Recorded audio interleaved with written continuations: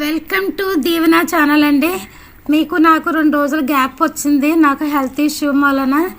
ఇప్పుడైతే మనకి ఇడ్లీలో చట్నీ, కొత్తిమీర, గుల్ల శనగపప్పు చట్నీ తయారు చేసుకుందామండి.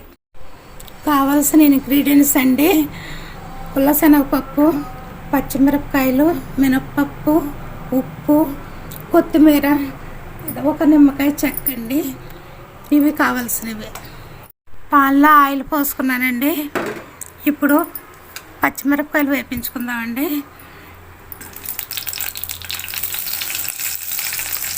పని అండి, నేను ఒక బౌల్లో తీసుకుంటున్నాను పచ్చిమిరపకాయలని. ఇప్పుడు కాస్త మినప్పప్పు వేద్దామండి. కొంచెం మినప్పప్పు కూడా వేగిపోయిందండి, బౌల్లో తీస్తున్నాను. కొత్తిమీర యాడ్ చేస్తున్నానండి. కొత్తిమీర ఇప్పుడు బాగా దొరికే రోజులు కదండి, ఎప్పుడైనా సరే కొత్తిమీర వేసుకుని చేసుకుంటాను నేనైతే. శనగపప్పు అయినా టమాటా అయినా. ఇది కొత్తిమీర, గుల్ల శనగపప్పును ఉప్పు వేస్తున్నానండి. ఇప్పుడు ఈ ఆకు మగ్గిపోద్ది ఉప్పు వేస్తే. ఇదండి కొత్తిమీర ఇందాక వేసిందంతా మగ్గిపోయింది చూడండి, కొంచెం అయింది. ఇప్పుడు స్టవ్ కట్టేస్తున్నాను. గుల్ల శనగపప్పు యాడ్ చేస్తున్నానండి. మనకు కావాల్సినంత గుల్ల శనగపప్పు ఇందులో యాడ్ చేస్తున్నాను. స్టవ్ కట్టేసాక వేసానండి.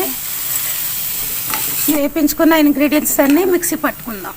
ఇప్పుడు చట్నీలో నేను ఒక నిమ్మకాయ చెక్క యాడ్ చేసుకున్నానండి. అలాగే తగినంత వాటర్ పోసి మిక్సీ పట్టుకున్నాను. పోపు సరుకులు వేసుకుందామండి.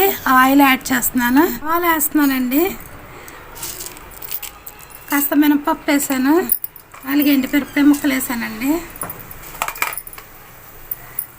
కొంచెం జీలకర్ర, ఇవి కొంచెం వేగాక కరివేపాకు వేస్తానండి.